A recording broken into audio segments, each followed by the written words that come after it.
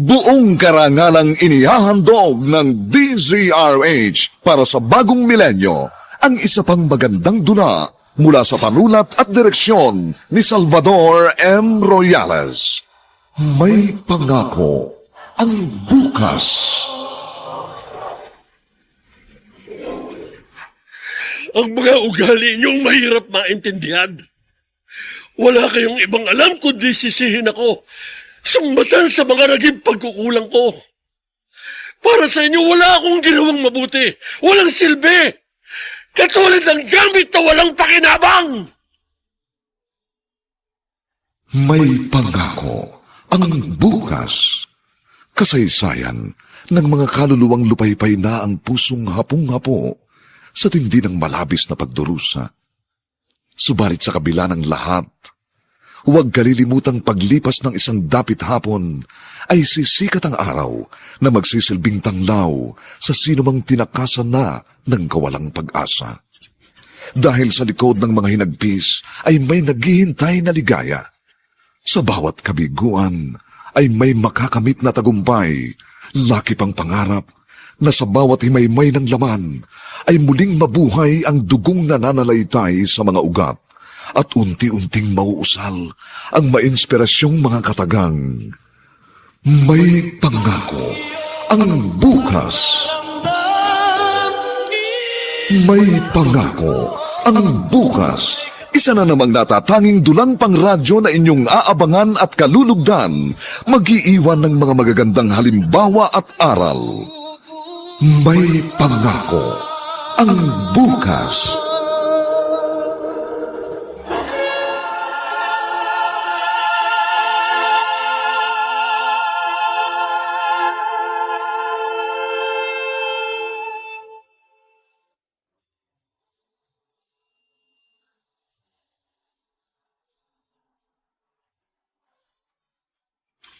Dapat bang humanap lagi ng masisisi sa di magandang nangyari sa buhay? Ano nga ba ang mararamdaman ng isang taong binabaliwala na kahit minsan hindi binigyan ng halaga ang kanyang mabubuting ginawa? Mga kaibigan, narito po ang aming tampok na kasaysayan sa linggong ito, pinamagatang Katulad ng gamit na walang pakinabang. Dito pa rin, sa ating natatanging dunang, may pangako ang bukas. Aalis ka, anak. Opo, tay. Hahanapin ko kapalaran ko sa ibang lugar. Iiwan mo kami. Natural. Dahil walang maganda mangyayari sa buhay ko rito sa atin. Bakit mo nasabi yon, Gardo? May trabaho ka namang mapapasukan dito sa atin, ah. Anong klaseng trabaho? Magsasaka? Magkukopra? O kaya mag-uuling? Tay, gusto niyong matulad kami ng mga kapatid ko sa inyo na walang nangyari sa buhay? Anak, hindi rin namin gusto ng namatay mong nanay na maging katulad namin ng kapalaran yung magkakapatid. Pero ganun ang mangyayari. Ganun ang mangyayari, tay, kung mananatili ako rito. Kung bakit kasi hindi nyo kami pinagtapos sa pag-aaral. Kahit high school lang. Hindi nyo pa kami napagtapos. Dahil kapos tayo, anak. Ang nanay mo noong nabubuhay, madalas may sakit. Namatay nga siya na hindi man lang natin nadala sa ospital. Ang sabihin nyo, wala kayong pangarap para sa aming magkakapatid. Hindi totoo yan. Anak, walang magulang na hindi naghahangad ng magandang buhay para sa kanyang mga anak. Pero ganun kayo, itay. Kaya nga hanggang dito na lang ang buhay natin eh. Itay, ang ibang magulang, mahirap din sila. Pero nagagawan nila ng paraan na kahit paano mapag-aral ang mga anak. Pero kayo, hindi nyo ginawa yun. Kaya sinusumbatan mo ako. Kung buhay lang ang nanay niyo, hindi magugustuhan ang mga sinasabi mo. Itay, kung buhay si inay, ganun din ang sasabihin ko sa kanya. Wala kayong malasakit sa amin. Binuo nyo lang kami. Hanggang dun lang ang kaya nyo. Pero ang isipin nyo para sa kinabukasan namin, yun ang kinalimutan nyo! Hindi ko masisisi si Kuya Gardo kung umalis man siya, Itay. Oh, Lardy, kinakampihan mo pa ang kuya mo. Dahil tama ang ginawa niya. Lardy, hindi ko kayo pinagbabawalang umalis para hanapin ang inyong kapalaran. Yun na nga, Itay eh. Hindi ninyo kami pinagbabawalan. Pero dahil sa kakapusan ng kaalaman namin, dahil hindi nyo kami napagtapos ng pag-aaral, akala nyo ba madali sa amin na makipagsapalaran sa ibang lugar? Tulad ng kuya mo, sisisihin mo rin kami ng inay mo. Sino pa ba ang dapat sisihin? Ang kapitbahay natin. Dahil hindi kami nakapagtapos ng pag-aaral. Itay, isa man lang sa amin 3 magkakapatid, hindi nakatapos ng high school man lang. Hindi kami ang may kasalanan, kundi kayo ring magkakapatid. Dahil hindi kayo nagpursige. Huminto kayo sa pag-aaral. Sino ba naman gaganahan mag-aral kung lagi kami nagugutom? Kumakalamang tiyan, napapasok sa school, laging kulang ang mga gamit namin. Yun nga ang hirap sa inyo eh. Masyado kayong reklamador. Mapaghanap kayo. Ambisyoso. Mahirap ang buhay natin pero naghahangad kayo ng higit pa sa kaya naming ibigay. Huwag niyo kaming sisihin ng inay niyo kung isa man sa inyo hindi nakatapos dahil kasalanan niyo rin. Itay, Kaya huwag niyo paulit-ulit na ipamukha sa amin na kami ang dahilan kung bakit walang nangyayari sa buhay niyo.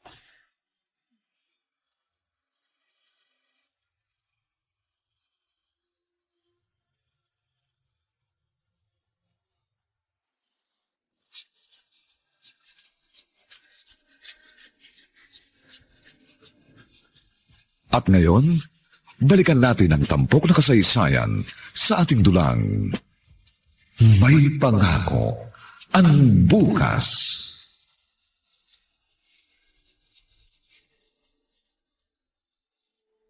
Oh, bakit ngayon ka lang umuwi, Rigor? Ilang araw kang wala. Lagi ka na lang nasa barkada mo. Umuwi ka nga, amoy alak naman. Ano sa inyo kung ngayon lang ako umuwi? Anak, nagtatanong lang ako. Dahil nag-aalala ako sa iyo eh. Ang kuya mo lumuwas na ng Maynila. Alam ko, may nakapagsabi sa akin.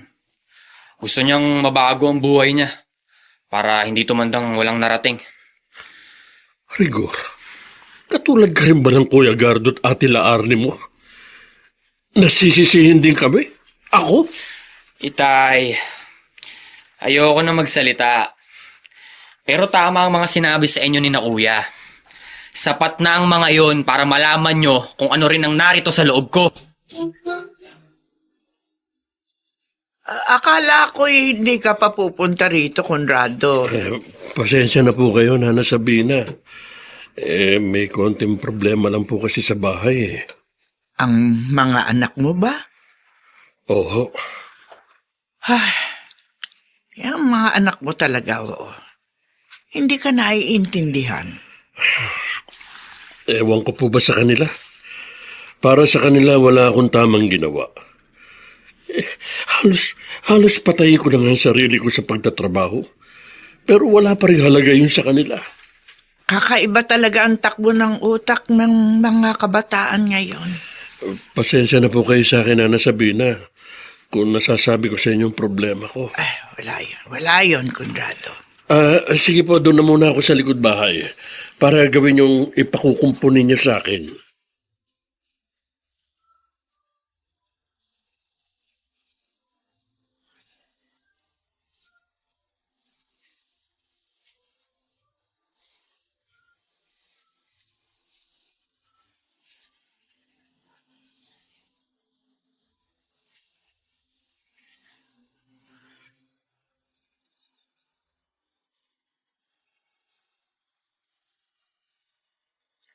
Gusto mong magsama na tayo, Hernan? Oo, Larnie. 2 taon na rin tayong magkasintahan. Wala pa kasi sa isip kong pag-aasawa. Akala ko ba mahal mo ko? Oo. Ayaw mo pa ba akong makasama? Larnie, gusto kong bumuo na tayo ng pamilya. Hernan, maaari bang pag-isipan ko muna yung sinasabi mo? Sige, ikaw ang bahala. Pero inaasahan ko na papayag ka. Ate Larnie, pumayag ka na. Ayos naman yung si Hernan. Pinagtatabuyan mo na ako mag-asawa, Rigor? Di ba dun ka rin naman pupunta? Sa pag-aasawa. Bakit ate? May iba pa bang magandang mangyayari sa buhay mo? Yon ang pinapangarap ko. Na hindi yung ganito na lang ako. Ayaw mo namang umalis dito, gaya ni Kuya Gardo. Gusto mo, kasama pa rin si Itay. Rigor, gustong gusto ko nang umalis dito para humanap ng trabaho. Kaya lang, ano? natatakot ako eh. Kasi nga hindi ako nakatapos ng pag-aaral. Ano trabaho pwede kong pasukan? Katulong. Ayoko nga nun. Magpapaalila sa ibang tao. Ano bang gusto mo? Buti sana kung nakapagtapos ka. Basta ako, magkaroon lang ako ng pagkakataon at may makakasama papunta sa Maynila. Aalis ako. Hahanapin ko ang kapalaran ko katulad ni Kuya Gardo.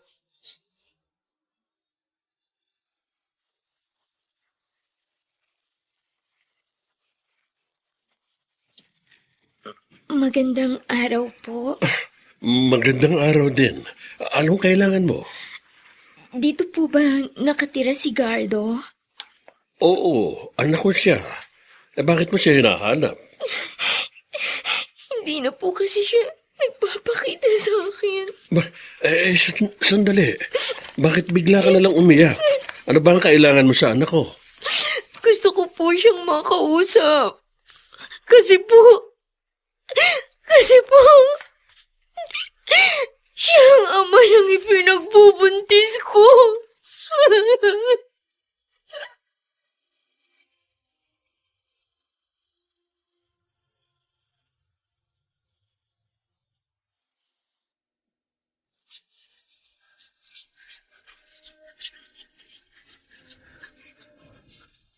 At ngayon, balikan natin ang tampok na kasaysayan sa ating dulang. May pangako ang bukas.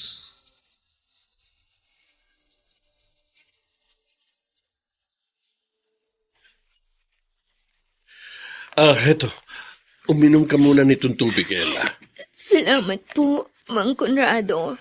Mag-iisang buwan na mula nang umalis si Gardo. Saan po siya nagpunta? Sa Maynila, magtatrabaho daw siya, kaya walang katiyakan kung kailan siya babalik.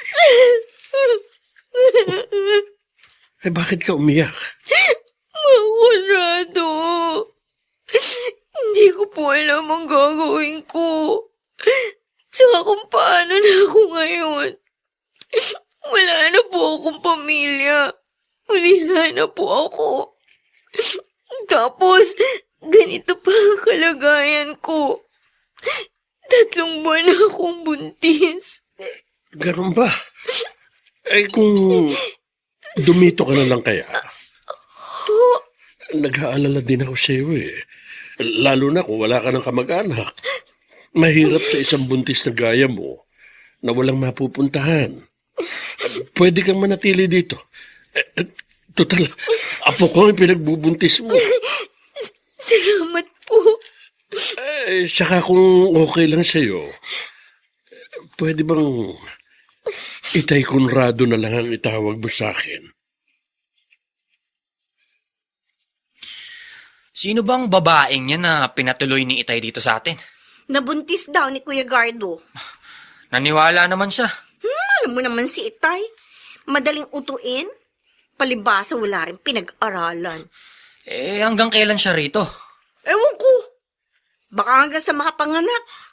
Ibang klase rin tong si Itay. Kakarampot na nga lang ang kinikita sa pagkakarpintero. Nagawa pang magpatira ng ibang tao. Ay nako, pabayaan mo siya. Gusto niya yan.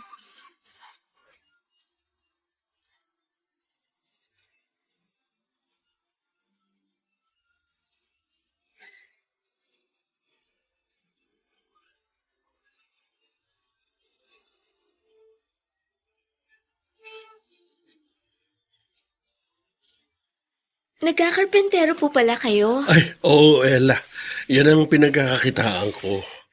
Walang trabaho sina La Arnie at Rigor? Wala pa eh. Pero kahit papano, paminsan-minsan ay kumikita sila. Ganun po ba? Sige, aalis muna ako, Ella, ha? Maiwan ka muna dito sa bahay. May tinatapos kasi akong trabaho eh. Baka may maitulong ako. Kahit taga-abot ng mga gamit. Huwag na, Ella. Kay Conrado, di po ba pinatira niyo ako dito sa inyo? Kaya kailangan pong tumulong ako. Dahil ayoko pong maging pabigat sa inyo. Pero buntis ka. Baka mamaya mapano pa yung apo ko. Ella! Timpla mo nga ako ng kape. Ay, oo, Gusto mo, Rigor, oo. Pero ibababad ko muna sa Pride detergent soap itong mga damit. At mamaya kukusutin ko. Mamaya na yan. Igawa mo muna ako ng kape. Igor! Wala naman diferensya mga kamay mo, ah. Bakit hindi na lang ikaw ang magtimpla ng kape? Bakit kailangan iutos mo pa kay Ella? Itay, ano naman kung utusan ko siya? Di ba nakikitira naman siya rito? Oo, nakikitira nga siya. Pero hindi siya katulong. At lalong hindi mo dapat utos-utusan. Kung gusto mo ng kape, ikaw ang magtimpla. At huwag mong iutos kung kanino. Hindi ko pinatira dito si Ella para alilain ng kahit na sino.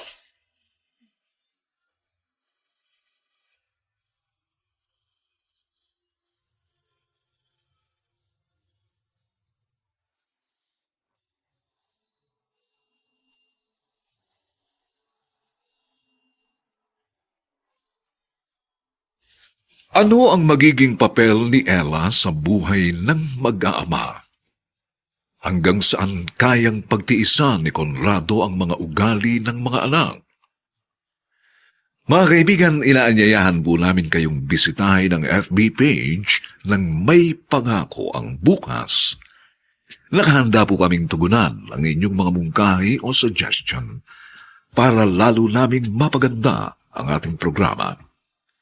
Samantala, ang mga nagsiganap sa ating pagtatanghal ay sina Chiquit Amor, Vilma Borromeo, Ian Miranda, Lionel Benamin, Susan Robles, Phil Cruz, at si Dante Castro sa papel na Conrado. Dilapatan ng tunog ni Jerry Mutia. Sa musika ni Buboy Sanonga. Superbisyong teknikal ni Eric Lucero. Ang ating kasaysayan ay mula sa panulat ni Gani J. Halamanan at sa direksyon ni Rosana Villegas. Ito po ang inyong kaibigan June Martin Legaspi, nag-aanyayang huwag po ninyong kaliligtaang sundan at pakinggan ang mga susunod pang kabanata ng kasaysayang ito. Katulad ng gamit na walang pakinabang. Dito pa rin, sa ating natatanging dunang, May Pangako ang Bukas.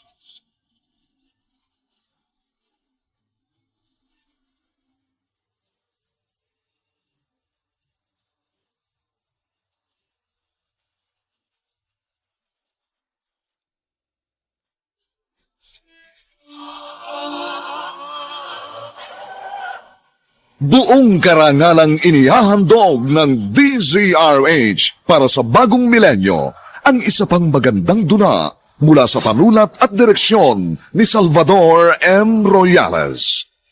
May Pangako ang Bukas.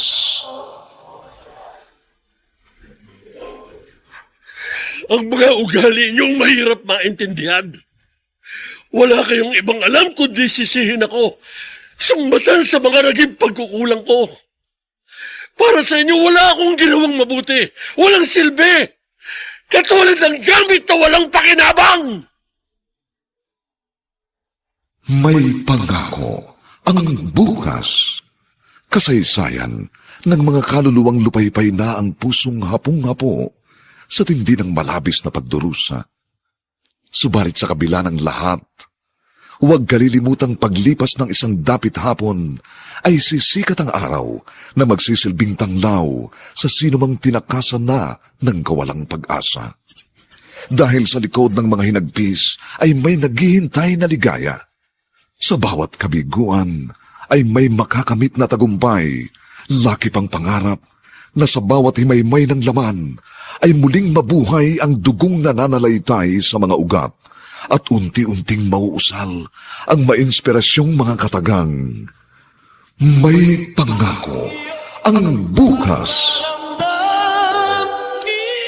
May pangako ang bukas. Isa na namang natatanging dulang pangradyo na inyong aabangan at kalulugdan, mag-iiwan ng mga magagandang halimbawa at aral. May pangako ang bukas.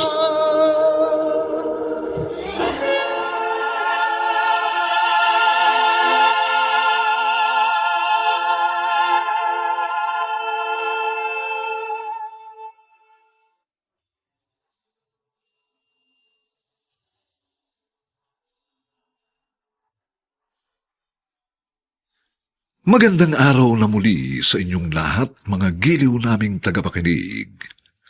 Narito na po ang ikalawang kabanata ng ating tampok na kasaysayan sa linggong ito, pinamagatang Katulad ng gamit na walang pakinabang.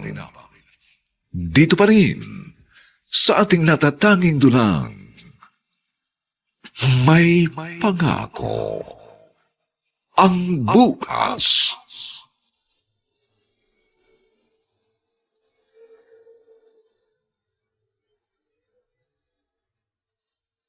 Dahil sa buwisit na babaeng yun, sinigaw-sigawan ka ni Itay? Oo nga, Tila Arnie. Pinagtitimpla ko lang naman ng kape si Ella. At anong gusto ni Itay?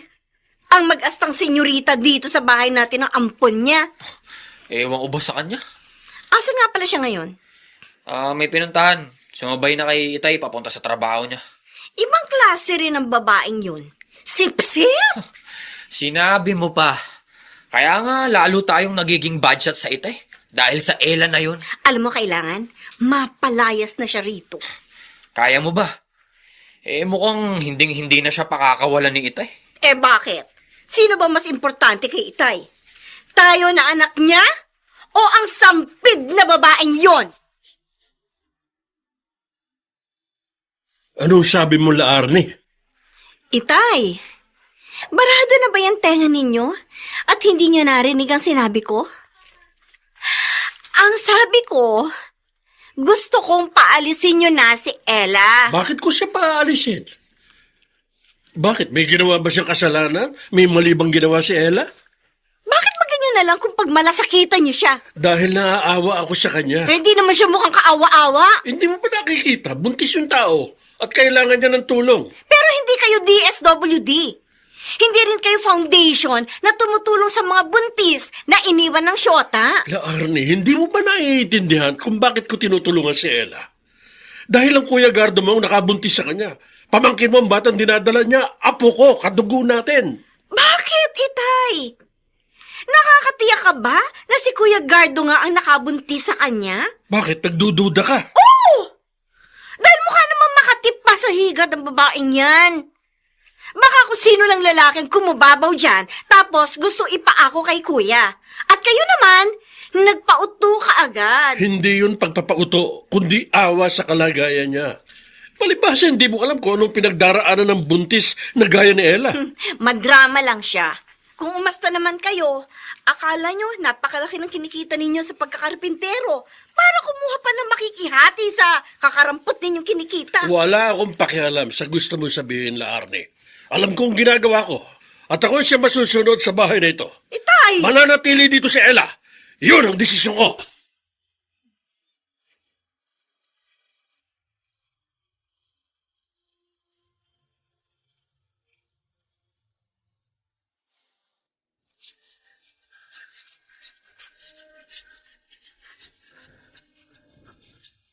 At ngayon, balikan natin ang tampok na kasaysayan sa ating dulang. May pangako ang bukas.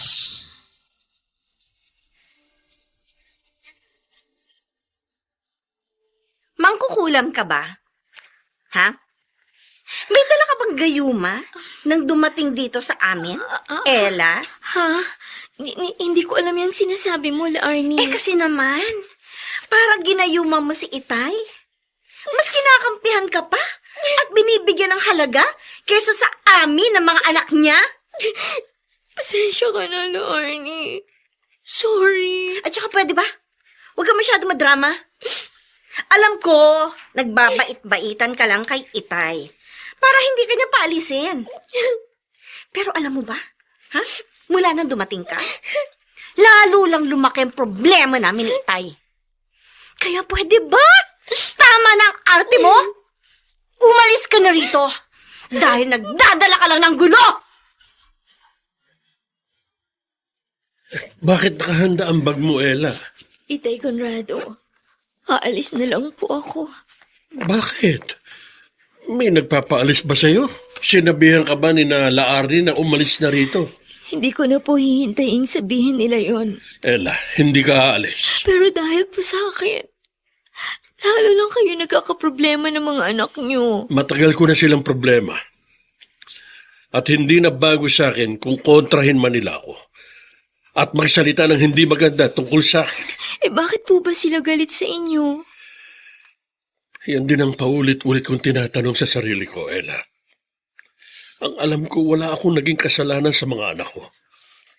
Kung may pagkukulang man ako, hindi ko rin gustong mangyari yun.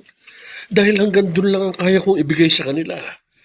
Pero ngayong malalaki na sila, hindi pa rin nila maintindihan yun. Pero mabuti po kayong ama. Yun po ang nakikita ko. Sa ilang buwan ko pa lamang po na pananatili rito. Pero baliwala yun sa kanila. Mas nakikita nila ang naging pagkukulang ko. Ella, huwag kang umalis. Nakikiusap ako sa'yo.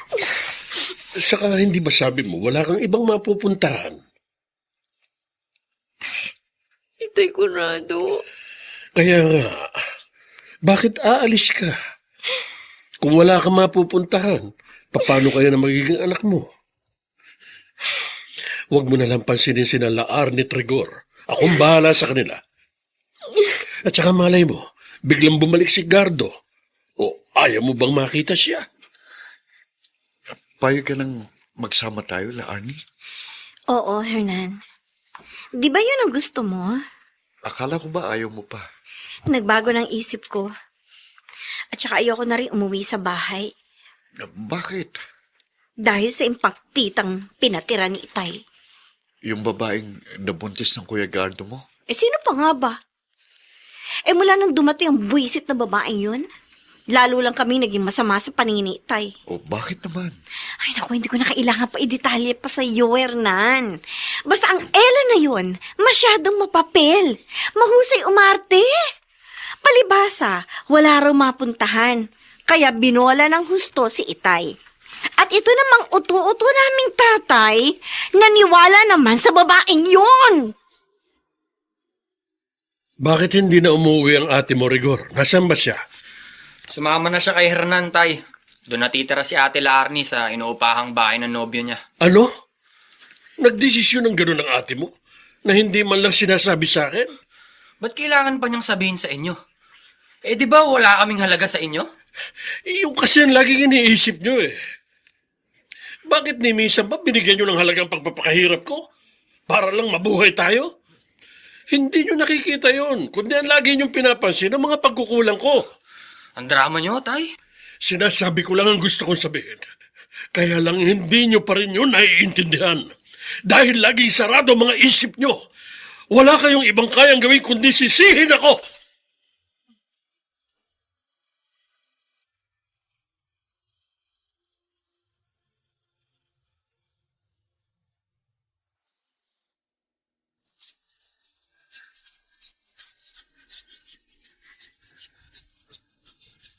At ngayon, balikan natin ang tampok na kasaysayan sa ating dulang. May pangako ang bukas.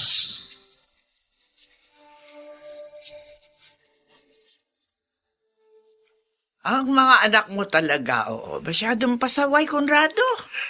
Nakakasama nga po ng loob na Sabina. Totoo yun. Dahil nagdedesisyon ng anak mo na di man lang ipinaalam sa'yo. Kaya ba ng ginawa nila Arnie? Hindi naman ako tututol. Pero bakit kailangan baliwalain ako? Hindi man lang nagpaalam sa akin. Ay, wala silang respeto. Ang masakit. Sa akin pa rin isinisisi.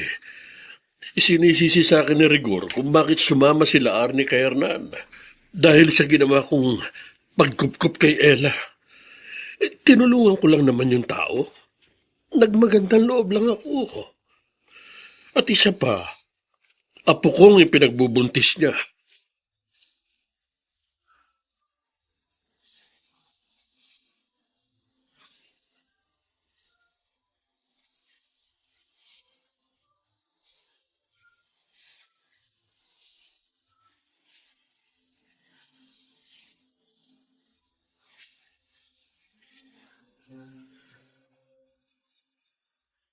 Pasensya na po kayo, Itay Conrado. Dahil sa akin, hindi na natapos ang problema niyo. Nadagdagan pa. Namimiss niyo po ba sila Arnie? Naiisip ko lang siya. Ilang buwan na rin kaming hindi nakikita mula nang makisama siya kay Hernan. Bakit hindi niyo po siya puntahan? Hindi na. Baka sumama lang ang loob ko kung maririnig ko ang mga sasabihin niya. Aray! Itay! Ella, Conrado, sumasakit po ang tiyan ko. baka mga anak ka na. Aray! Sobrang sakit. Mga anak na yata ako. Teka, tatawag lang ako ng kumadrona.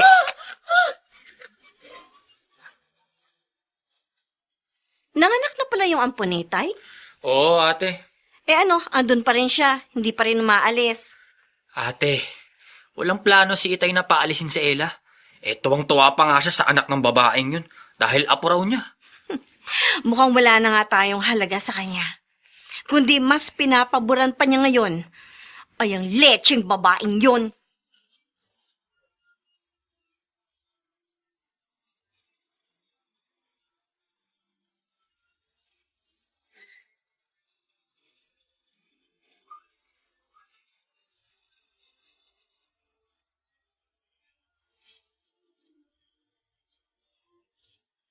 Itay Conrado, pwede po pakitingnan na lang po muna si Baby Joanne. Maglalaba lang po ako ng mga lampin. Oy, sige anak. Saglit lang naman po ako. Madali nang laban ng mga lampin. Dahil naibabad ko na sa Pride detergent powder. Kaya madali na matanggal ang mancha. Ay, sige lang, Ella. Ako na ang bahala sa apo ko. Alam mo na bang nakakawala ng problema ang mag-alaga sa batang ito? Lalo na kapag nginitian ako. Ay, hindi ba, apo? Bungis-ngis na nga po siya. Ay, tumawa siya. Parang naiintindihan ang usapan natin. Halika nga, apo. At kakargahin ka ni Lolo.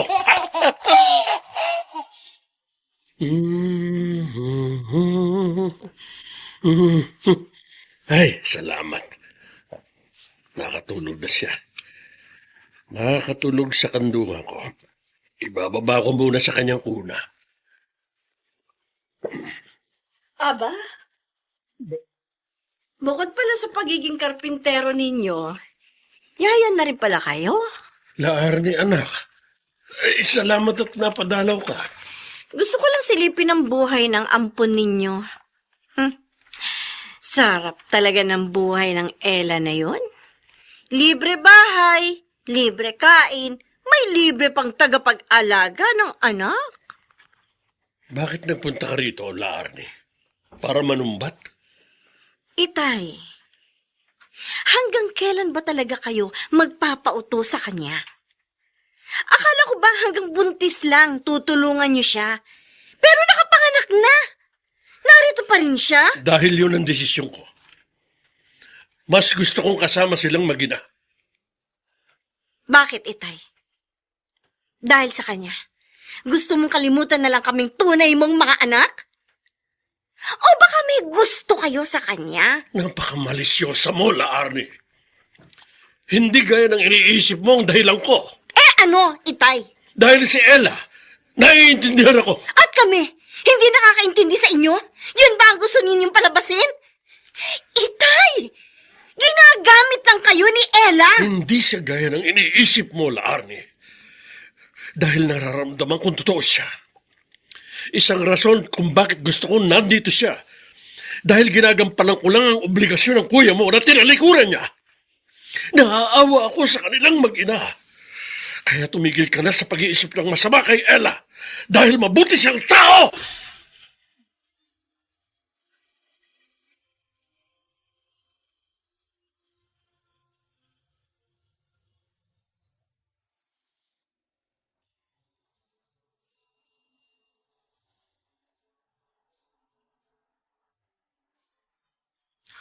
Obligasyon nga lang kaya at awa sa mag-inang Ella ang siyang dahilan kung bakit gusto pa ni Conrado na makasama ito?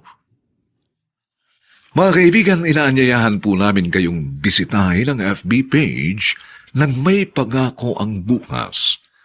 Nakahanda po kaming tugunan ang inyong mga mungkahi o suggestion upang lalo naming mapaganda ang ating programa. Samantala, ang mga nagsiganap ay sina Chiquit Amor, Vilma Borromeo, Ian Miranda, Lionel Benjamin, Susan Robles, Phil Cruz, at si Dante Castro bilang Conrado. Nilapatan ang tunog ni Jerry Butia sa musika ni Buboy Salonga. Superbisyong teknikal nina Eric Lucero at Bong Muyar. Ang ating kasaysayan ay mula sa panulat ni Gani J. Halamanan at sa direksyon ni Rosana Villegas. Ito po ang inyong kaibigan June Martin Legaspi, nag-aanyayang huwag po ninyong kaliligtaang sundan at pakinggan ang mga susunod pang papainit na kabanata ng kasaysayang ito. Katulad ng gamit na walang pakinabang. Dito pa rin, sa ating natatanging dunang, may pangako. Ang bukas.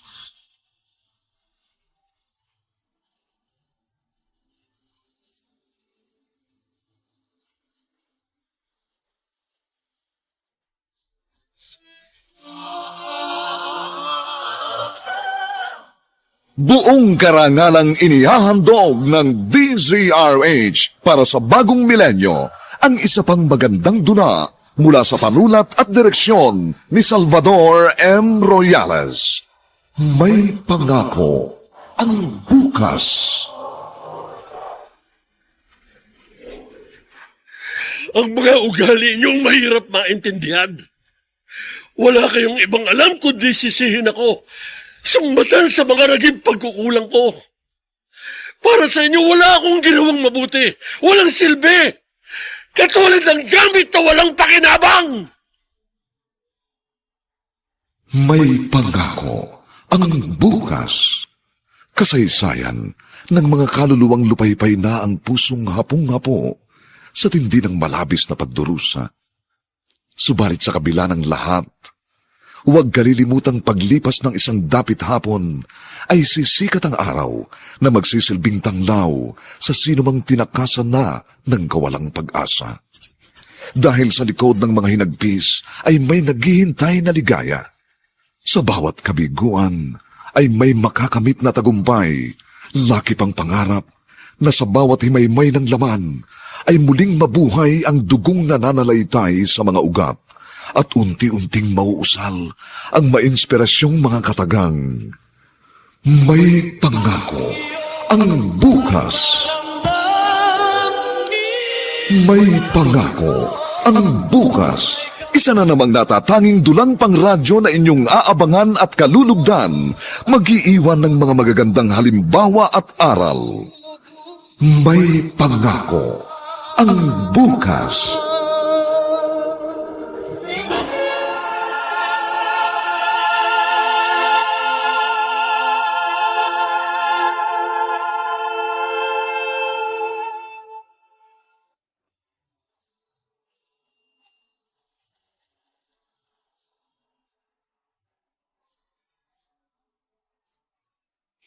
Magandang araw na muli sa inyong lahat, mga kaibigan.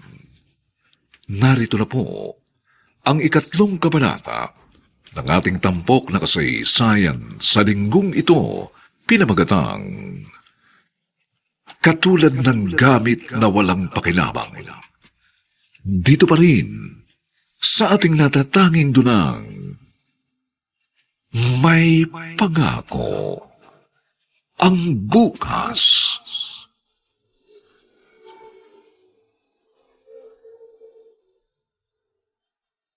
Nakakapikon talaga si Itay. Mas kinakampihan pa niyang sampid na babaeng yun. Ba't ba kasi pinakikialaman ng panggusto ng tatay mo? Dahil nagpapakatanga siya sa Ella na yun. Baka gusto lang talagang tulungan niya. Kasi nga, may anak.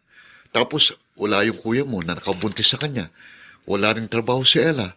Mahirap yung para sa kanya. Hernan, hindi nga tiyak ni Itay kung kay kuya nga ang batang isinilang niya. Pinagdududahan mo si Ella? Marami ng tao ang manloloko. At saka sa sitwasyon ng Ella na yon, humahanap talaga siya ng tao mauuto niya para hindi siya pulutin sa kangkungan. Pero kahit ano pang dahilan ni Ella, kung panloloko man ang ginagawa niya, wala nang kasalanan ron ng Itay mo. Dahil ang gusto niya tumulong. Ang gumawa ng mabuti sa kanyang kapwa. Okay sa'yo? Na nagpapauto si Itay? Alaani kung masayang Itay mo sa ginagawa niya, pabayaan mo na lang siya. Kaso nga, hirap na nga siya. Nagtsatsaga sa pagkakarpintero para lang may pambili ng pagkain. Teka nga. Tapos ibibigay pa niya sa ibang tao. Teka nga, ano ba ikinagagalit mo? Nagseselos ka ba kay Ella dahil nakikita mong pinahahalagaan siya ng Itay mo kaysa sa inyong magkakapatid?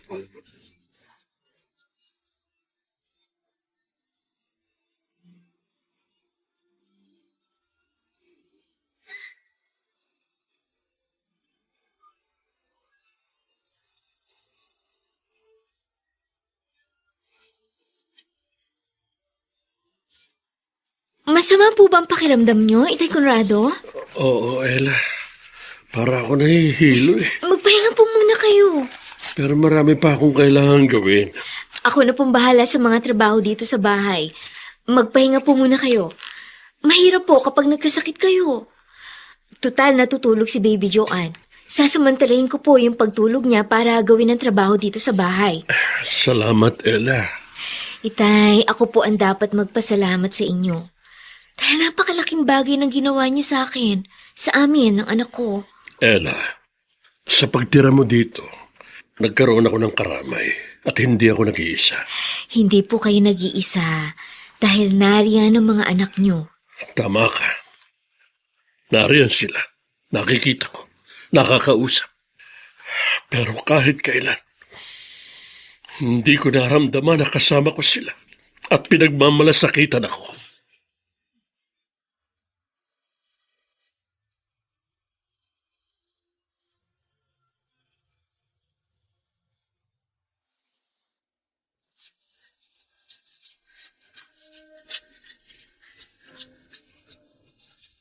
At ngayon, balikan natin ang tampok na kasaysayan sa ating dulang May Pangako ang Bukas.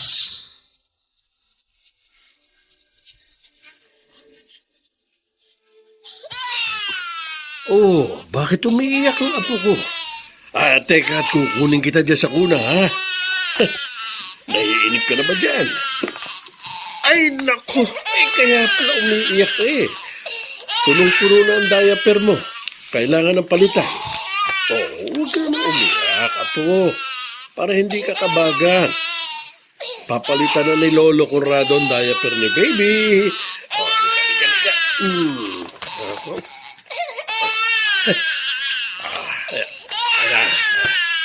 Ayan. Napalitan ka na ng lolo. Kakargahin na kita, ha? Para hindi ka na umiyak. Karga lang siguro ang gusto ng apo ko. Wow, bigat mo na.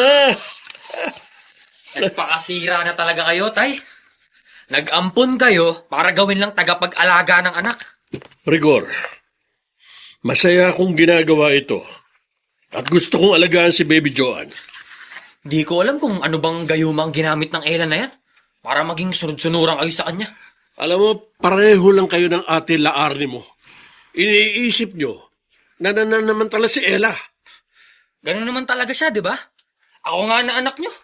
Parang baliwala sa'yo. Wala kayong pakialam sa akin. Umuwi man ako o hindi. Hinahayaan mo lang. Ilang araw akong wala. Pero ngayong umuwi ako, di nyo man lang ako tinanong kung saan ba ako galing. At bakit, Rigor? Kapag ginawa ko ba yun? At inusisa ka, kinatutuwa mo? Hindi, kundi kinaiinis mo pa.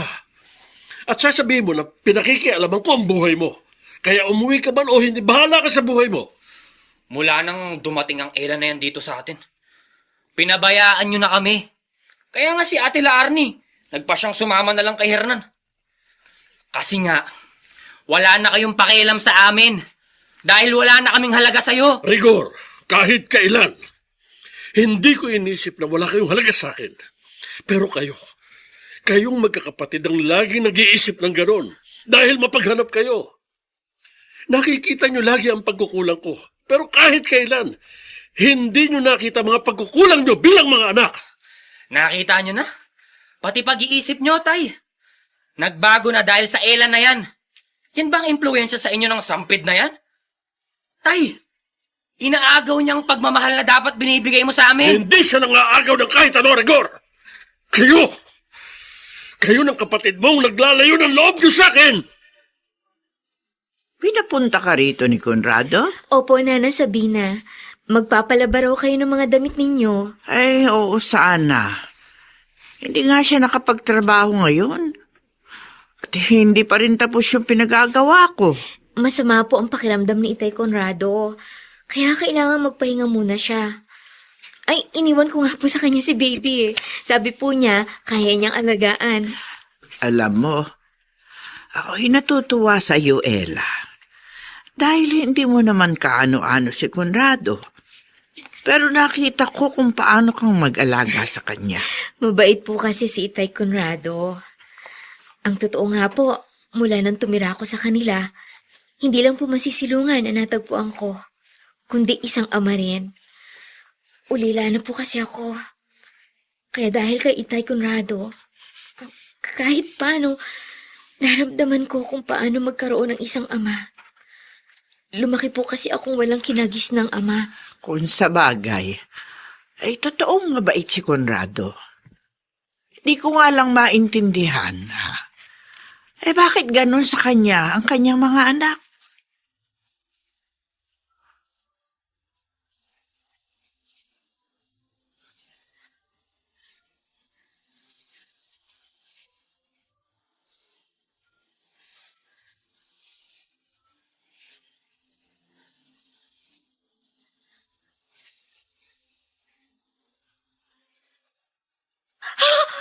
Rigor, anong ginagawa mo rito sa tabi ko? Dito ako matutulog sa tabi mo, Ella. Sinukulong ka ba? Ang bilis ka dito. Huwag mo akong itulak, ano ba? Ano bang kailangan mo sa akin? Ikaw, alam mo, kahit may anak ka na, maganda ka pa rin. Pwede ka pa rin pagtsagaan. Ano ka ba? Tingnan mo nga ako. Ka naman pumiglas. Alam ko gusto mo rin to.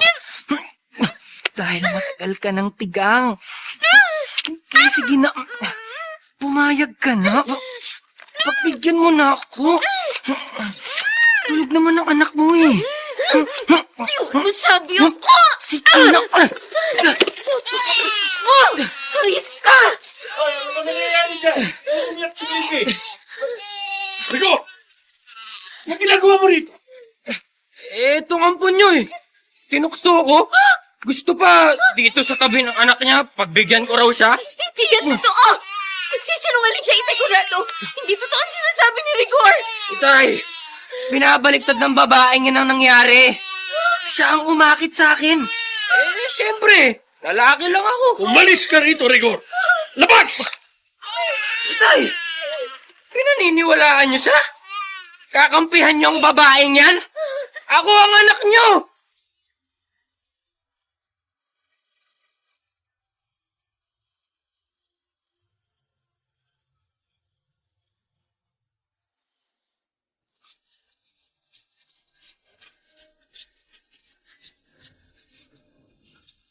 At ngayon, balikan natin ang tampok na kasaysayan sa ating dulang May Pangako ang Bukas.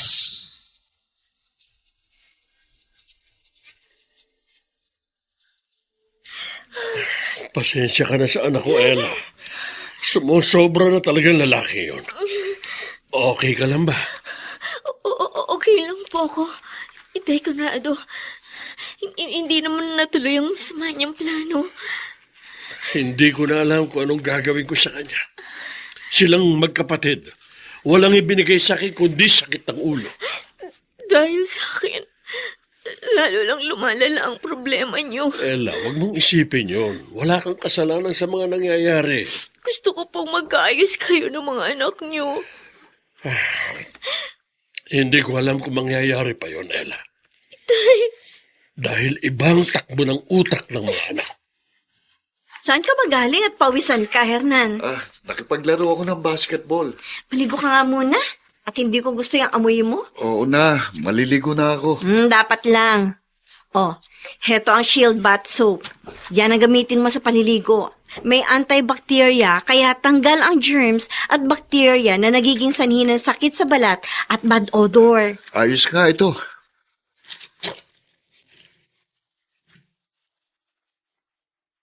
Ay, may kumakatok.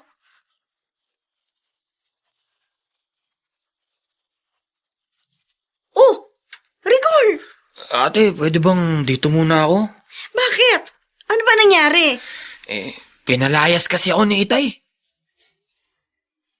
Era? Arnie, walang niya ka? Bakit? Anong kasalanan ko? Nagtatanong ka pang walang niya ka? Ang kapaliwan yung ginagawa mo, Arnie. Itay! Basta ka nalang susugod dito para guluhin si Ella. Sinaktan mo pa siya. Wala kang karapatang gawin yon. Hindi ko na kayo maintindihan, Itay. Pinalayas ninyo si Rigor dahil sa kanya? Mas kumakampi pa kayo sa walang niyang babaeng niya! Oo! Kinakampi ako si Ella. Dahil sa ginawang kawalang hiyaan ng kapatid mo, Arnie. Bakit, Itay? Hindi niyo ba alam kung bakit ganito ang ugali namin magkakapatid? Bakit puro problema ang binibigay namin? Bakit kami sakit ng ulo sa inyo? Dahil kasalanan ninyo! Wala kayong pakialam sa amin! Yan! Yan ang lagi niyo sinasabi! Ang sisihin ako lagi, puro mali. Puro pagkukulang ko ang nakikita nyo. Para sa inyo, hindi ako naging mabuting ama. Pero kayo ba? Kahit minsan pa naging mabuti kayong anak, huwag niyong isisi sa akin kung ano man ang buhay meron kayo. Dahil kayo rin ang may gusto niyan, hindi ako! Kayo ang pumili ng buhay na gusto ninyo!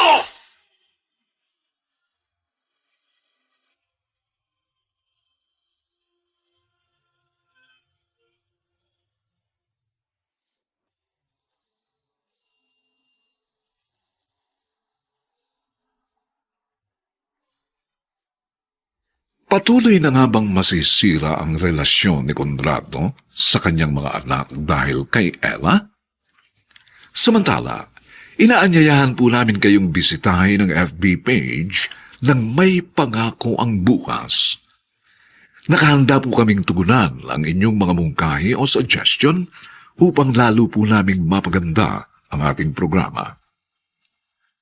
Ang mga nagsiganap sa ating pagtatanghal ay sina Chiquit Amor, Vilma Borromeo, Ian Miranda, Lionel Benjamin, Susan Robles, Phil Cruz, at si Dante Castro sa papel na Conrado.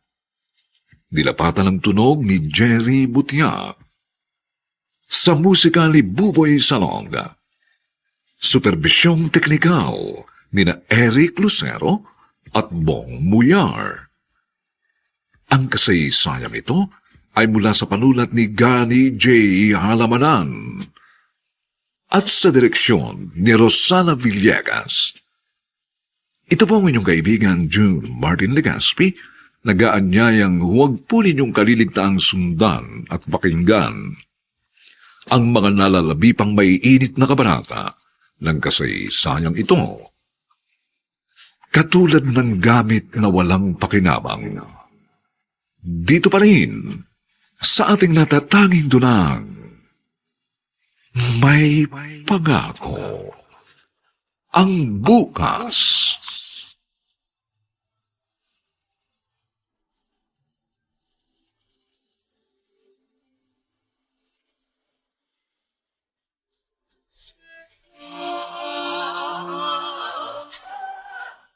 Buong karangalang inihahandog ng DZRH para sa bagong milenyo ang isa pang magandang dula mula sa panulat at direksyon ni Salvador M. Royales.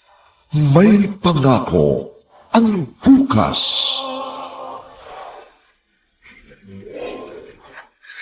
Ang mga ugali niyong mahirap maintindihan. Wala kayong ibang alam kundi sisihin ako. Sumbatan sa mga naging pagkukulang ko. Para sa inyo, wala akong ginawang mabuti. Walang silbi. Katulad ng gamit na walang pakinabang. May pangako ang bukas. Kasaysayan ng mga kaluluwang lupaypay na ang pusong hapong-hapo sa tindi ng malabis na pagdurusa. Subalit sa kabila ng lahat, huwag kalilimutang paglipas ng isang dapit hapon ay sisikat ang araw na magsisilbing tanglaw sa sinumang tinakasan na ng kawalang pag-asa. Dahil sa likod ng mga hinagpis ay may naghihintay na ligaya. Sa bawat kabiguan ay may makakamit na tagumpay, laki pang pangarap na sa bawat himaymay ng laman ay muling mabuhay ang dugong nananalaytay sa mga ugat at unti-unting mauusal ang mainspirasyong mga katagang. May pangako ang bukas. May pangako ang bukas. Isa na namang natatanging dulang pangradyo na inyong aabangan at kalulugdan, mag-iiwan ng mga magagandang halimbawa at aral. May pangako ang bukas.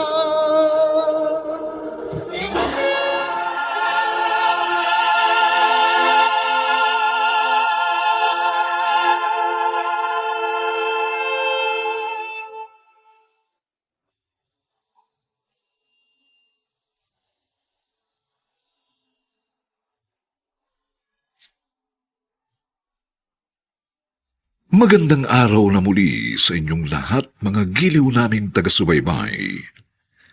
Narito na po ang ika-4 na kabanata ng ating tampok na kasaysayan sa linggong ito, pinamagatang Katulad ng gamit na walang pakilabang.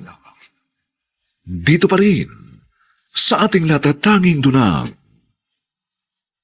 may pangako.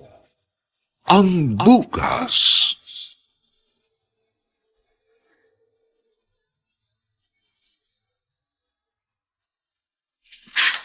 Lumabas lang akong tanga dahil sa ginawa ni Itay. Ba't kasi nagpunta ka pa ron, ate? Dahil punong-puno na ako, Rigor.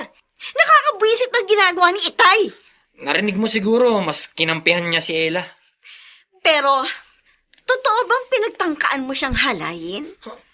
Ate! Sumagot ka! Natukso lang ako. Gago, sira ulo ka pa lang talaga eh. Ate, inakit na lang ako. Isa ka rin malaking sira ang ulo. Ungas ka, Rigor. Kasalanan ni Itay yun. Pinatira niya sa bahay natin yung babaeng yun.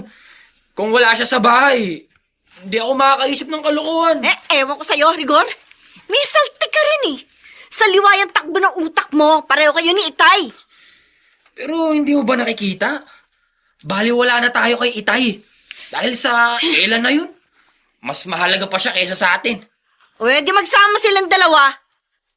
Napipi ko na rin ako kay Itay. Hindi ko maintindihan ang tumatakbo sa utak niya. Sorry po sa inyo, Itay Conrado. Ella, ginawa ko lang ang tama. Pinagtanggol lang kita. Pero mga anak niyo po sila. O, tama ka. Anak ko nga sila. Pero kahit na, kung mali sila, hindi ko sila kakampihan. Ayoko po kasing nakikita na nagtatalo kayo. Alam kong masakit sa loob niyo na nagagalit sila sa inyo. Sila ang gumagawa ng dahilan para mangyari yon, Ella. Pakiramdam ko, nagsiselos na sila sa akin. Pabayaan mo sila. Wala kang ginagawang masama. Katunayan, nakakatulong ka pa nga sa akin. Ay, May tao. ako na po magbubukas ng pinto. Cardo, nagbalik ka na. Ella, ano ginagawa mo rito sa bahay namin?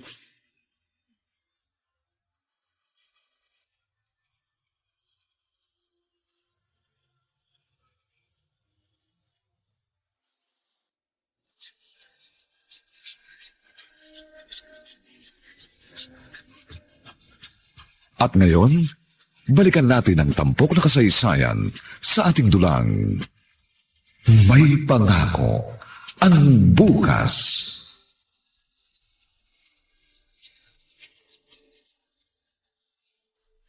Ano ibig sabihin nito, Itay? Bakit narito yan si Ella? Pinatira ko siya dito. Uy, may bata rito. Sinong bata yan? Anak ni Ella? Oo, anak mo sa kanya. Ano? Bakit, Gardo? Ayaw mong tanggaping anak mo ang batang ito? Bago ka nagtago sa akin, alam mong buntis ako. Kaya nga ako lumayo sa'yo dahil ipinaako mo sa akin na pinagbubuntis mo. Yung pala pagbalik ko, ikaw pa rin ang daratnan ko. Pinagdududahan mo ang anak mo ang sinilang ko? Paano ako nakakasiguro na akin nga yan? Ha? Ella, alam kong hindi lang ako ang syota mo. Ikaw ang ama ng batang ito! Kaya ka ba nakatira dito? Dahil sinabi mo kay Itay na ako nakabuntis sa'yo? Ang husay mo rin naman manloko. Hindi ako nanluloko, Gardo. Ikaw ang ama ni Joanne. Gardo, bakit hindi mo na lang tanggapin ang totoo? Kawawa ang anak mo. Kaya nang hirap sa inyo eh. Madali kayo magpaloko. Nagpapaniwala agad kayo. Kinupkup nyo pa, tinulungan ng babaeng yan. Kung ginawa ko man yun, wala akong nakikitang mali. Pero hindi natin sigurado na anak ko nga ang batang isinilang niya. Anak mo man o hindi, hindi na importante yon. Wala akong pinagsisisihan sa ginawa kong pagtulong kay Ella. Gusto ko umalis siya rito, Tay. Dahil hindi nyo may pipilit sa akin na tanggaping ako ang ama ng anak niya. Kaya wala silang lugar sa pamamahay natin. Hindi ako papayag na umalis ka, Ella. Itay Conrado, kung hindi matatanggap ni Gardo na anak niya si Baby Joanne, bakit kailangan pang manatili ako rito? Dahil yun ang gusto ko. Ayoko na po ng gulo. Akala ko ba sabi mo, nakatagpo ka ng ama ng makilala mo ko? Opo. Totoo po yun. Lumaki po ako na walang ama. At sa inyo ko po naramdaman yun. Kung ganon, kaya mo bang iwan ang Itay mo, anak? Pero hindi po nila gusto na narito ako. Ako ang may-ari ng bahay na ito. Hanggat nabubuhay ako, may karapatan akong patirahin dito ang kahit sinong taong gusto ko. Pero Itay Conrado, Ella, hindi ka na iba sa akin. Ang anak mo ay tinuring ko ng apo. Pamilya ko na. Kaya nakikiusap ako. Huwag kayong umalis ng anak mo. Huwag, Ella. Hindi pa rin umaalis sa bahay natin ang babaeng yon? Oh, Larnie. Pero bakit? Hindi ba sinabi mo nang hindi ikaw ang ama ng batang anak ni Ella? Pero si Itay ang may gustong manatili ron si Ella. Iba talagang gayumang ginamit ang buwisit na babaeng yun sa Itay natin. Ayokong tumira doon kung naroon si Ella. Hindi naman pwedeng dito kayo titira ni Rigor sa bahay namin. Nakakaya naman sa asawa ko. Babalik kayo sa bahay. Kayong dalawa ni Rigor. Dahil kung merong may karapatang manatili roon, kayo yon at hindi ang ibang tao.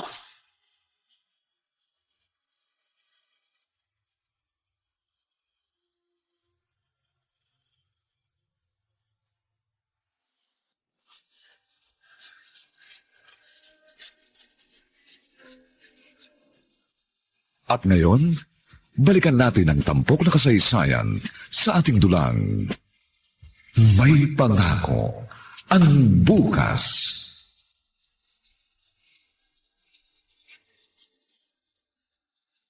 tama lang na umuwi sa inyong dalawa mong kapatid, La Arnie. Kailangan siya ng tatay mo. Ay, hindi na sila kailangan ni Itay.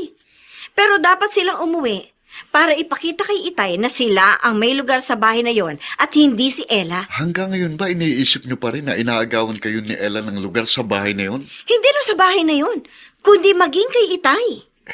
Yun kasi iniisip niyo eh. Dahil yun ang totoo, Hernan. Nilaso ni Ella ang isip ni Itay. Kaya nga mas pinapahalagahan pa niyang buwisit na babaeng yon kaysa sa amin ng mga anak niya. Ay, ako na po magluluto nitong binili niyong bangus. Magpahinga na po muna kayo, Itay Conrado. Si Baby Joanne, tulog ba siya? Ay, opo, Itay. Katutulog lang niya. May binili akong laruan para sa kanya eh.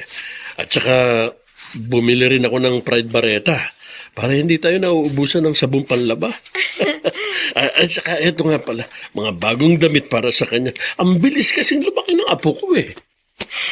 Itay, salamat po sa inyo. Hindi ko alam kung paano ko kayo pasasalamatan. Sobra-sobra na po ang ginagawa niyong tulong sa amin ng anak ko. Masaya akong ginagawa ko ito sa inyo mag-ina. Dahil nakikita kong ikinatutuwa mo yon, Ella. Nararamdaman ko kung paano mo pinasasalamatan at pinahalagahan lahat ng tulong na ibinibigay ko. Oo naman po.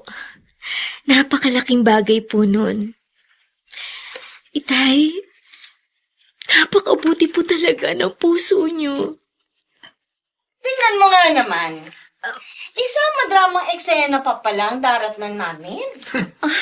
Bang klase ka rin naman mang uto, no, Ella? Napaikot mo ang ulo ni Itay. At mahusay pang magsinungaling ang babaeng yan. Hindi ako nagsisinungaling, Huwag Rigor. kang sumasagot dahil hindi ka kasama rito. Ano bang kailangan yung magkakapatid? Para palayasin dito sa bahay natin ang sampid na yan. Tama si ate, Tay. Gusto naming mawala na siya rito. Ayaw naming makita ang pagmumukha niyang Ella na yan. Bakit di ba pinag-iinitan siya ng gusto? Ano bang kasalanan niya sa inyo? Manggagamit siya! Oportunista! Manloloko! At kayo naman, patuloy na nagpapautos sa kanya! Hindi ako nagpapauto kay Ella! At lalong walang katotohanan, isa man sa ipinaparatang mo sa kanya, Laarne, dahil isang mabuting tao si Ella, mabait siya! Talagang nagpalin lang na kayo sa kanya, no, Itay? Hindi siya gano'n, Gardo! Itay, pinaniwala niya kayo na anak ko ang pinagbuntis niya. Tapos ngayon, tuwang-tuwa pa kayong alagaan ng anak niya. Bakit? Mali bang alagaan ko ang bata at ituring na apo? Itay, ano bang nangyayari sa inyo? Bakit ba pinagtatanggol mo yan kaysa sa amin ng mga anak ninyo? Dahil gusto ko! Sapagkat nakita ko na dapat siyang ipagtanggol at walang masamang ginawa si Ella. Mas gusto niyo pa siyang kasama kaysa sa amin ng mga anak ninyo? Oo! Mas gugustuhin ko pang makasama ang ibang tao kaysa sa inyo. Hindi ko kayo maintindihan! Ang mga ugali niyong mahirap maintindihan. Wala kayong ibang alam, kundi sisihin ako, sumbatan sa mga naging pagkukulang ko. Para sa inyo, wala akong ginawang mabuti. Walang silbi. Katulad ng gamit na walang pakinabang.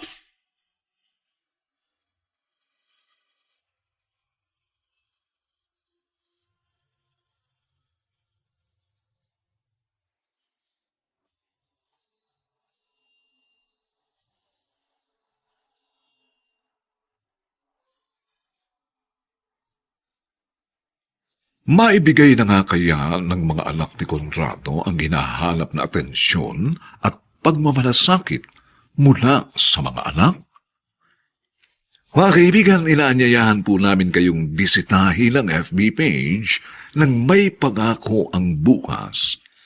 Nakahanda po kaming tugunan ang inyong mga mungkahi o suggestion para lalo naming mapaganda ang ating programa. Samantala, ang mga nagsiganap ay sina Chiquit Amor, Vilma Borromeo, Ian Miranda, Lionel Benjamin, Susan Robles, Phil Cruz, at si Dante Castro sa papel na Conrado. Nilapatan ng tunog ni Jerry Mutia. sa musika ni Buboy Salonga. Superbisyong teknikal ni na Eric Lucero at Bong Muyar. Ang kasaysayang ito ay mula sa panulat ni Gali J. Halamanan at sa direksyon ni Rosana Villegas. Ito po ang inyong kaibigan June Martin Legaspi, nag-aanyayang huwag po ninyong kaliligtaang sundan at pakinggan ang mainit at kapanapanabik na huling kabanata ng kasaysayang ito. Katulad ng gamit na walang pakinabang. Dito pa rin, sa ating natatanging dunang, may pangako. Ang bukas.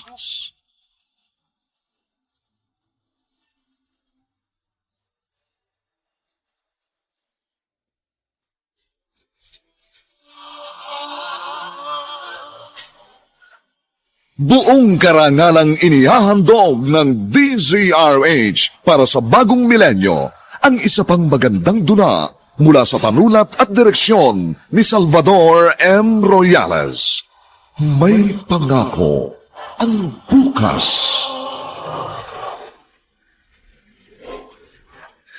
Ang mga ugali niyong mahirap maintindihan. Wala kayong ibang alam kundi sisihin ako.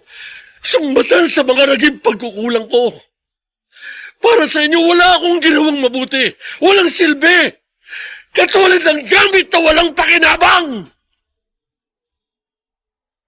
May pangako ang bukas.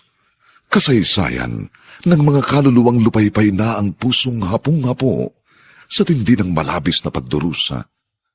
Subalit sa kabila ng lahat, huwag kalilimutang paglipas ng isang dapit hapon ay sisikat ang araw na magsisilbing tanglaw sa sinumang tinakasan na ng kawalang pag-asa. Dahil sa likod ng mga hinagpis ay may naghihintay na ligaya. Sa bawat kabiguan ay may makakamit na tagumpay, laki pang pangarap na sa bawat himaymay ng laman ay muling mabuhay ang dugong nananalaytay sa mga ugat at unti-unting mauusal ang mainspirasyong mga katagang. May pangako ang bukas. May pangako ang bukas. Isa na namang natatanging dulang pangradyo na inyong aabangan at kalulugdan, mag-iiwan ng mga magagandang halimbawa at aral. May pangako ang bukas.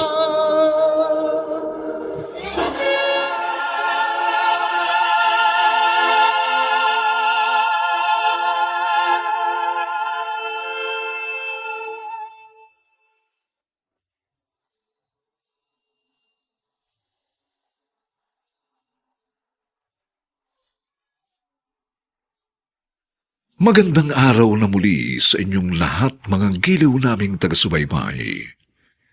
Narito na po ang huling kabanata ng ating tampok na kasaysayan sa linggong ito, pinamagatang Katulad ng gamit na walang pakilabang. Dito pa rin sa ating natatanging dunang, may pangako. Ang bukas.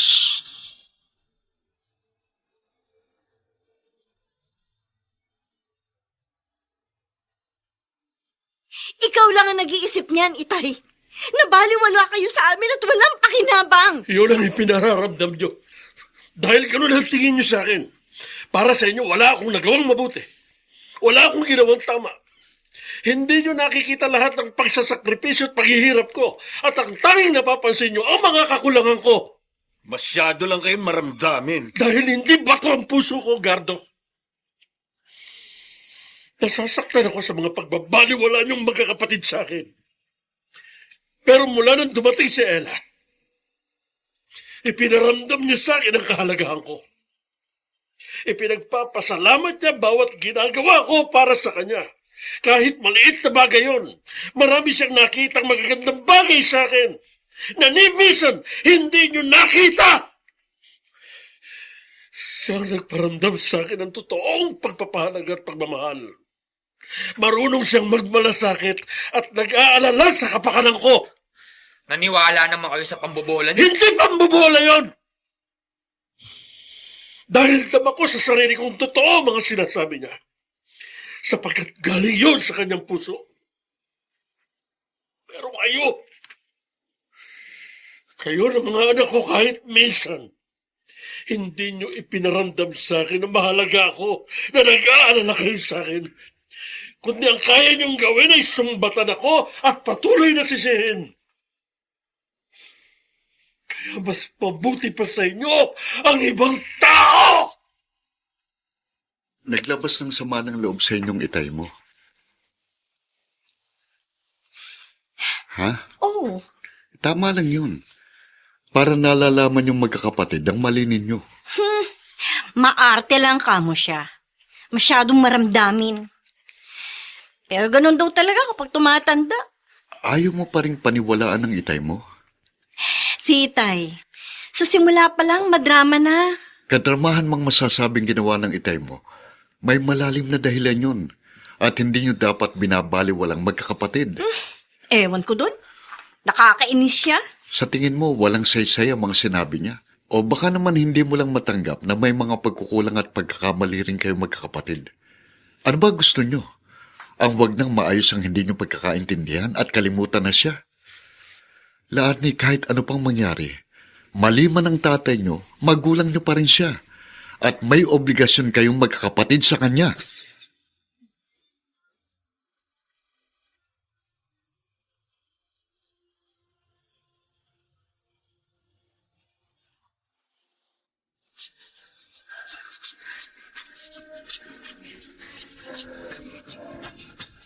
At ngayon, balikan natin ang tampok na kasaysayan sa ating dulang. May pangako ang bukas.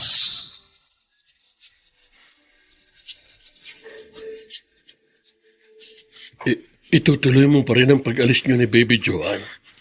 Opo, Itay Conrado. Pero, nag-usap na tayo, Ella. Masyado ko na pong nagulong buhay niyo. Kaya kailangan na naming umalis ng anak ko. Kahit mahirap yun. Dahil sobra na kayong napamahal sa akin.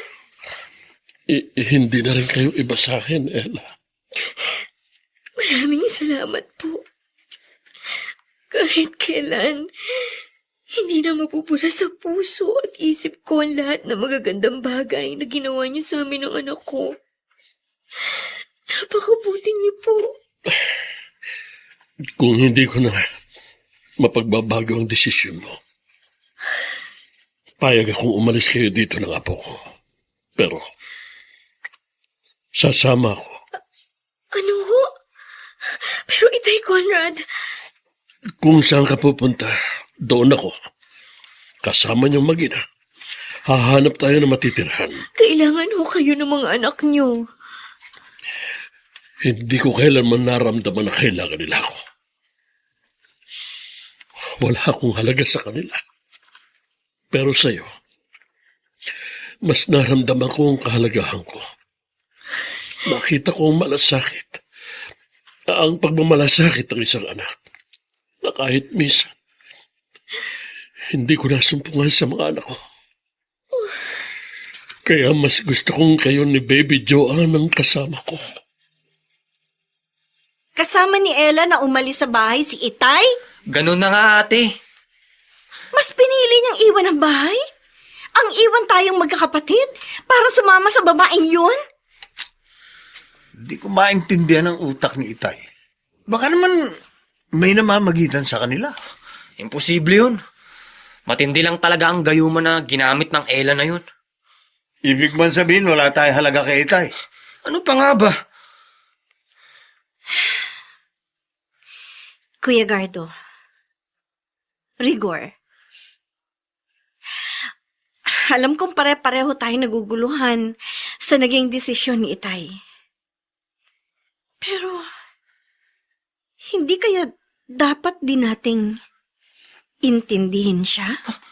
Ate, Baka nga sobra na rin tayo. Dahil hindi natin binigyan ng pagkakataong unawain ang nararamdaman niya. Kundi ang pinairal natin ay ang inis. Wala tayong ginawa kundi ang sisihin siya palagi.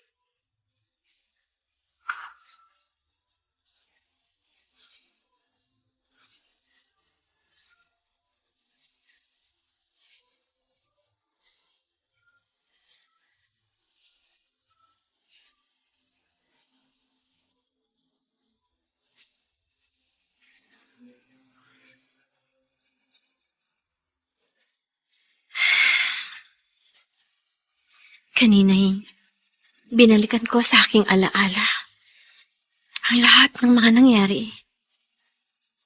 Mula nung maliliit pa kaming magkakapatid. Marami nga pala kaming hindi naiintindihan. Wala kaming ibang ginawa kung hindi ang manisi. Pero hindi namin inunawa si Itay. Si Itay, na walang ibang hinangad, kundi ang kabutihan namin. Kaya lang may hangganan ng kakayahan niya, lalo na nang mawala si Inay.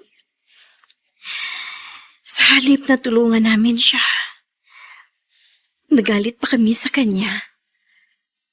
At sinisi na hindi niya kami napag-aral at nabigyan ng maayos na buhay. Pinaliwala namin siya. Hindi namin siya pinahalagahan at pinagmalasakitan. Ang mga mumunting bagay na yun ay nakita niya kay Ella.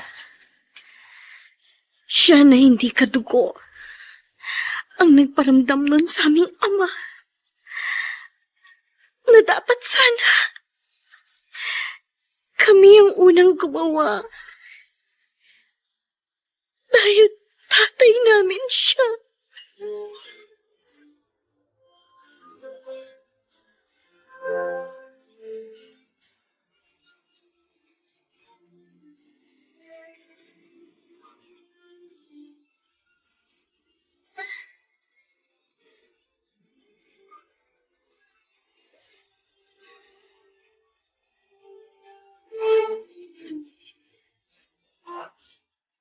Umalis ka pala sa bahay nyo at kasama mo si Ella.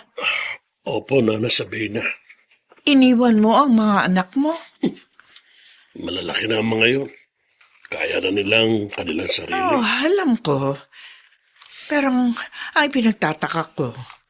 Abi, bakit ka umalis sa bahay mo at mas piniling sumama doon sa mag-inang kinupkup mo? Nana Sabina, magulang din po kayo. At alam ko naghahanap kayo ng pagkalinga mula sa inyong mga anak. Ay, oo. Lalo na sa edad kong ito. Ang gusto ko'y nariyan sila lagi. At nararamdaman ang pagpapahalaga nila. Iyon ang wala sa mga anak ko. Kundi mas naramdaman ko kay Ella ang pagiging isang ama.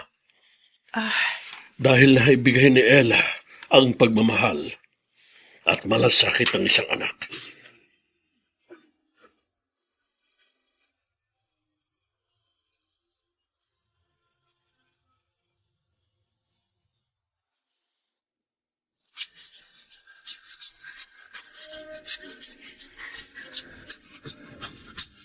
At ngayon, balikan natin ang tampok na kasaysayan sa ating dulang May Pangako ang Bukas.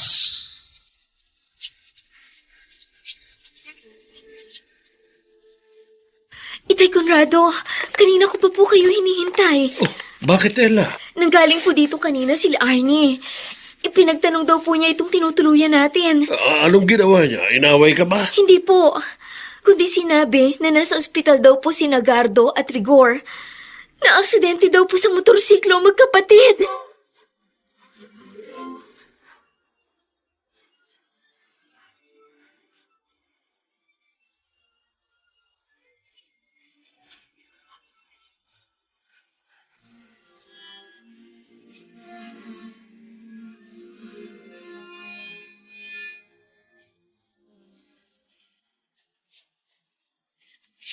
Salamat ho.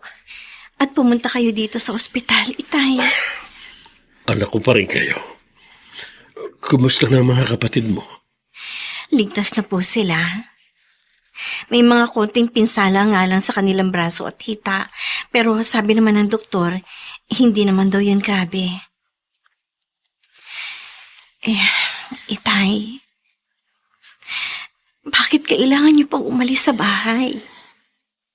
Arnie, alam mo ang sagot. May asawa ka na. Siguro kapag nagkaroon ka na ng anak, maintindihan mo ang lahat-lahat. Kung bakit ako nasasaktan. Kung bakit masama ang loob ko sa inyo. Itay, naiintindihan ko na po kayo. Madaling sabihin yan. Totoo po yung sinabi ko. Naiintindihan ko na kayo. Kaya patawarin niyo na po kami. Dahil ang tanging nakita namin magkakapatid ay ang aming pagkakamali. Bago nga po ako nagpunta sa tinitirhan ninyo ni Ella, nagkausap na kaming tatlo. Anong napag-usapan ninyo? Itay, gusto na rin po nilang humingi ng tawad sa inyo. Ay, Salamat po. At nagpunta kayo rito, Tay. Kumusta na kayo mga anak? Tay, nauunawaan na po namin ang lahat. Maraming sinabi sa amin si Ate Arnie.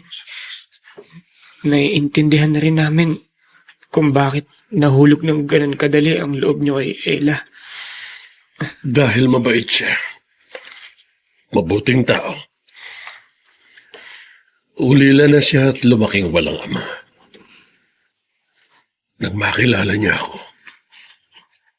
nasumpungan niya sa akin ang pagmamahal ng isang ama. Labis niyang ipinagpasalamat yun. Dahil naramdaman niya sa akin ang pagmamahal ng magulang na matagal na niyang hinahanap. Iyon po ang pagmamahal na mawawala sa amin, Itay. Kung tuluyan niyo na kaming tatalikuran. At ayaw po naming mangyari yun. Dahil kahit malalaki na kami, hindi pa rin namin kaya ng lubusan ang mga sarili namin. Kailangan pa rin namin kayo para gumabay at magturo sa amin. Tama ba itong mga naririnig ko? Kayo nga ba ng mga anak ko itong nagsasalita? Itay, kami pa rin po ang mga anak ninyo. Mga anak na handa nang magbago. Handa nang makinig sa inyo at maging sensitibo sa nararamdaman ninyo. Itay, patawarin niyo po kami. Alam namin na naging matigas ang ulo namin. Wala kaming ibang ginawa kundi sisihin kayo. Kayo na buong buhay ay halos ginugol para sa amin. Alam ko na may isa pang pagkakataon para ayusin ang ating pamilya.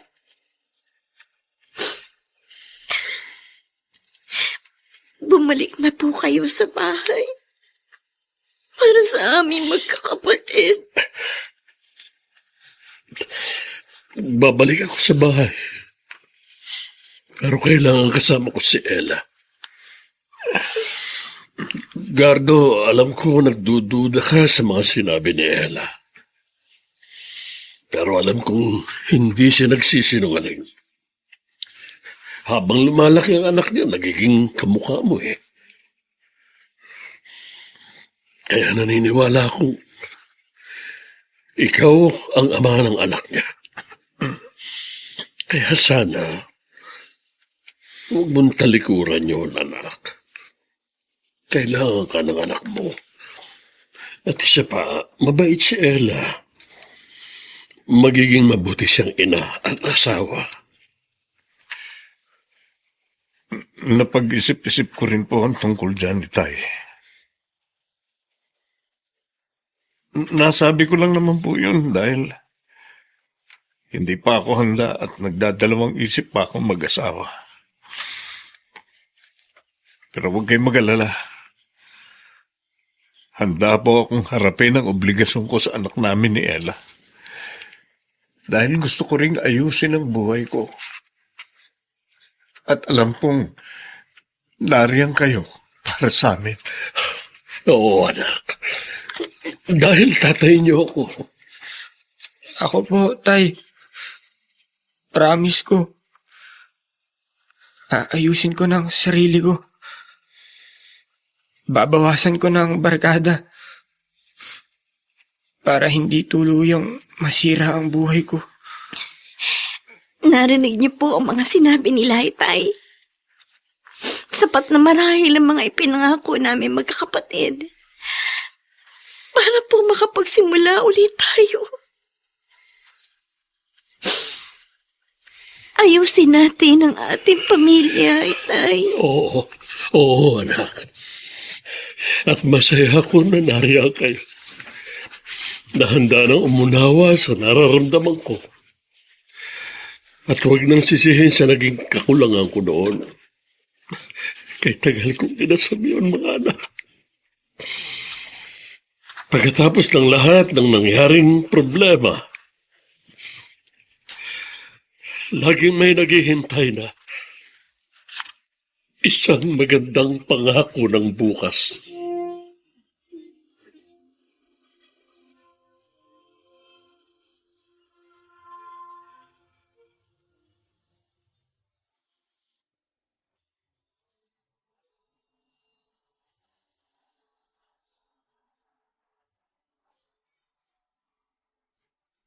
Sumainyo mga kaibigan, ang aming itinampok na kasaysayang alam po naming inyong kinalugdan at kinapulutan ng magandang aral sa buhay. Samantala, inaanyayahan po namin kayong bisitahin ang FB page ng May Pangako ang Bukas. Nakahanda po kaming tugunan ang inyong mga mungkahi o suggestion para lalo po naming mapaganda ang ating programa.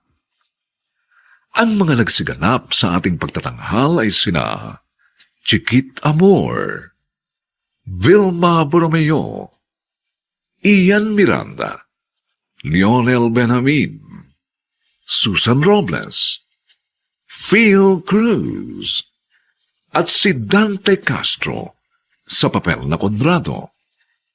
Nilapatan ang tunog ni Jerry Mutia. Sa musika ni Buboy Salonga. Superbisyong teknikal ni na Eric Lucero at Bong Muyar. Ang ating kasaysayan ay mula sa panulat ni Gali J. Halamanan at sa direksyon ni Rosana Villegas. Ito pong muli ang inyong kaibigan June Martin Legaspi, nag-aanyayang sa susunod na linggo. Muli po namin kayong hatdan ng isa na namang bagot na ibang uri ng kasaysayan.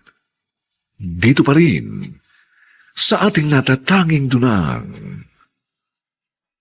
May Pangako ang Bukas.